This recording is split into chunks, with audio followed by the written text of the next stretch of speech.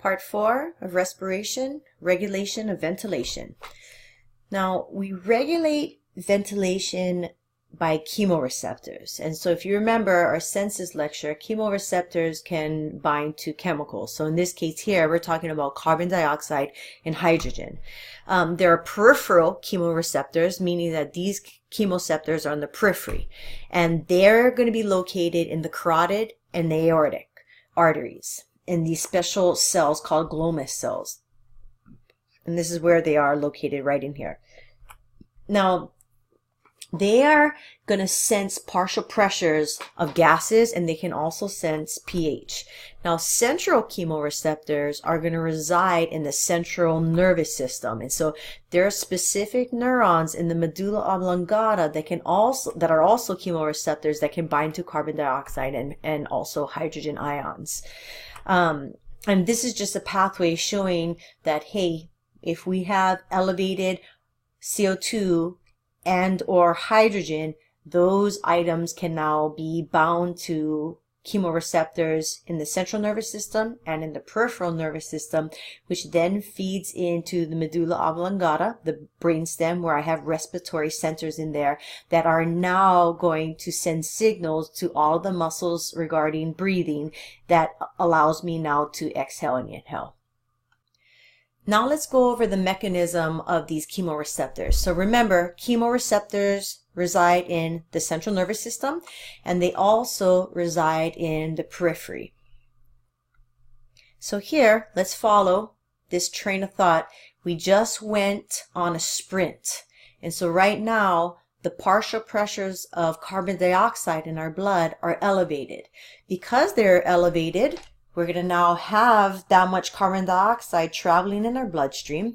And as it now enters the capillaries in the brain, carbon dioxide will cross over because it is non-polar. However, hydrogen ions do not cross because this is a polar molecule.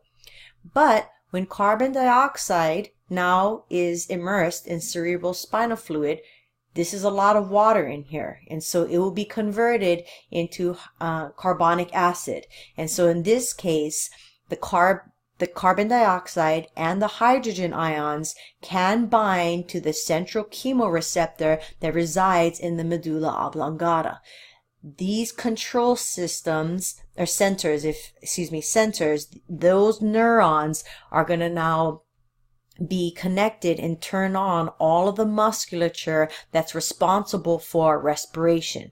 All the muscles that are going to increase and decrease the size of the thoracic cavity. Intercostals, external intercostals, and the diaphragm. And thus allowing us to increase ventilation. More inspiration and expiration we have, we're going to increase the amount of oxygen we have, and then we're going to decrease the amount of carbon dioxide we have. Same thing here goes for the chemoreceptors that are in the periphery.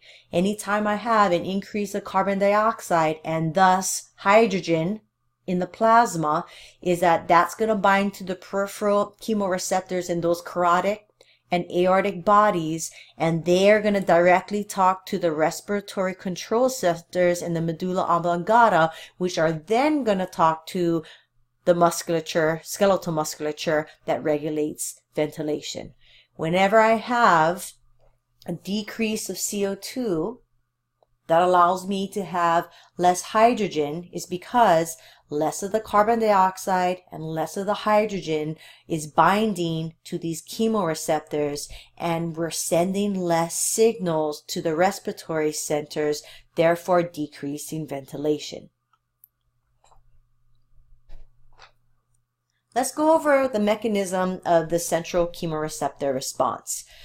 Now, ventilation is always monitored and it's always controlled by chemoreceptors that are linked between the higher brain and then also these control systems that are in the midbrain.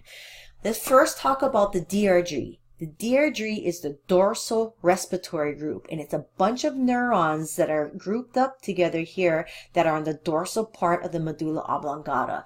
They communicate with the skeletal muscles that are responsible for expiration and inspiration. primarily to the diaphragm, but it also includes the external and the internal intercostal muscles. Now, the VRG, ventral respiratory group, there are a bunch of nuclei here that are on the ventral portion of the medulla oblongata, and they talk to skeletal muscle that surrounds the entire airway in order to keep the airway open. So all around the mouth, the throat area, there is muscles, and if they collapse, it causes the airway to be closed, and we don't want that. So we want to continuously have those muscles contracted in order to keep the airway open. Now, there's also something called the pre-Botzinger complex. That's right in this area here.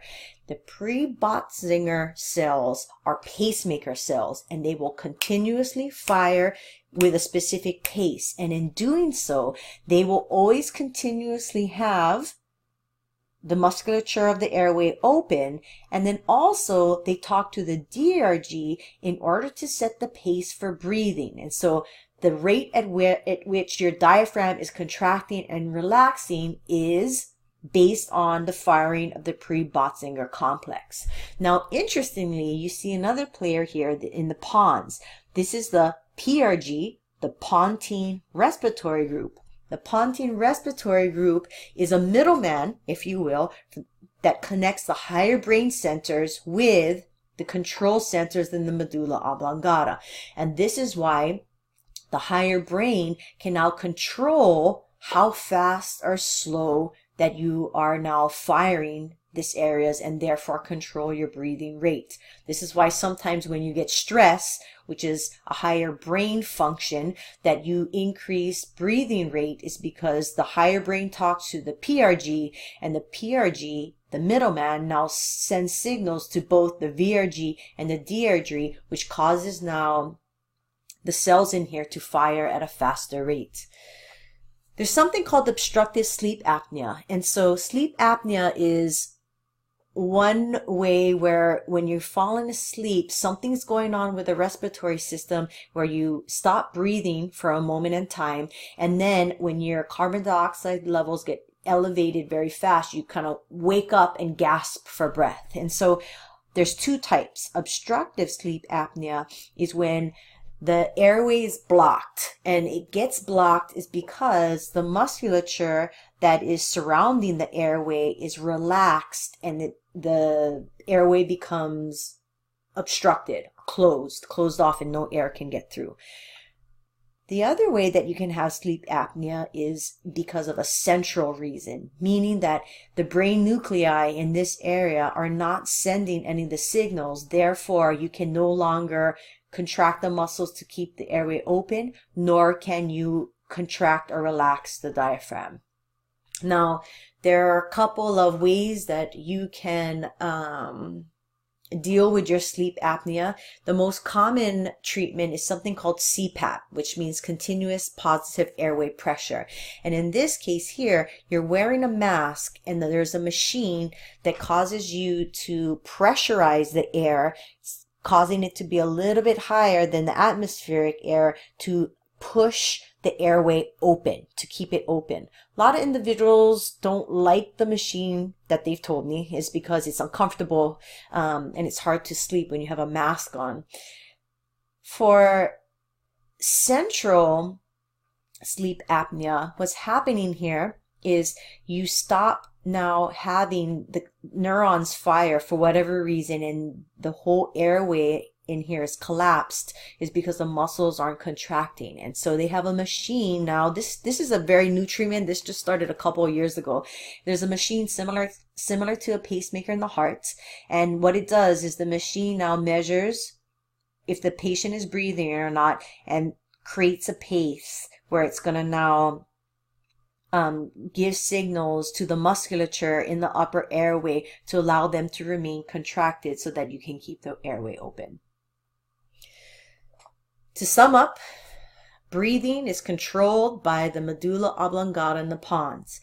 I receive information from chemoreceptors that can reside in the central nervous system and in the periphery, and I can measure carbon dioxide and hydrogen ions. And that can send a signal now to all of the musculature that's required for increasing and decreasing the size of the thoracic cavity, allowing me to breathe in and to breathe out. For our purposes, we just are talking about external, internal, intercostals, and the diaphragm. Do know that the muscles, scalene, sternocleidomastoid, and abdominal muscles do play somewhat of a role, but I'm not going to talk about them in physiology. That's an anatomy term. Now, also remember that there are higher brain centers based on emotion, our limbic system, that can talk through the PRG and then also influence the activity of what's going on in the medulla oblongata to now dictate if we should breathe faster or slower. Next up is gas exchange.